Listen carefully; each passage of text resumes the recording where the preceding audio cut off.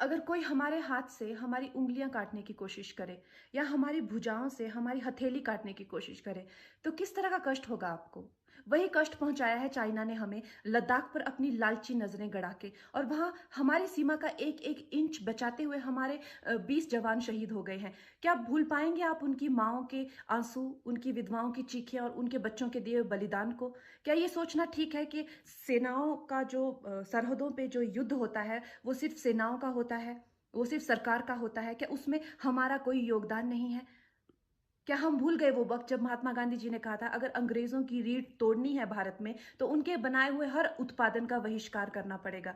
तो क्या ये जरूरी नहीं है कि हम भी इस युद्ध में हिस्सा लें, क्योंकि लद्दाख सिर्फ एक जमीन का टुकड़ा नहीं है, भारत की अस्मिता का एक बहुत बड़ा हिस्सा है, भारत की हथेली है। हम उसे किसी तरह से इस दुश्मनों के उनके गंदे इरादों में सफल नहीं होने दे सकते। तो क्या हम लोगों को इसमें हिस्सा नहीं लेना चाहिए कि जो चाइनीज जितनी भी गुड्स हैं, जितने भी उनके प्रोडक्ट्स हैं, जिन जिन भी कंपनीज में उन्होंने इन्वेस्ट किया हुआ है, उनसे उनको रिटर्न्स आते हैं, रेवेन्यूज आते हैं, ऑर्गेनाइजेशंस हैं, उन सब का बहिष्कार करें, ताकि वो उस संपत्ति से जो यहाँ से इंडिया से इकट्ठी करके जाते हैं, उस संपत्ति से हथियार खरीद के हमारे सैनिकों के सीने छन्नी करते हैं। तो क्या हम उन इस युद्ध में हम चाइना का साथ दे सकते हैं? आप बताइए।